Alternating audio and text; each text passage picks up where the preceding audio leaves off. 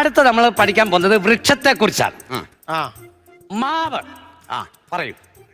മൈദാമാവ്, ഗോതമ്പ് മാവ്, ആട്ടമാവ്, ദോശമാവ്, റവ, അമൃതം പൊടി അതോടെ ചേർത്തോ.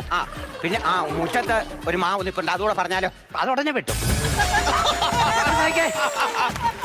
മാവെന്ന് പറഞ്ഞാൽ കിളിച്ചുണ്ടൻ മാവ്, കപ്പമാവ്, നാട്ടുമാവ്, അങ്ങനെ മനസ്സിലായല്ലോ. കേട്ട് എഴുതി വെക്കോ, വായും തുറന്നിരിക്കാതെ. നാളെ എന്നോട് ചോദിച്ചു കഴിഞ്ഞാൽ ഞാൻ പറഞ്ഞു തരത്തില്ല.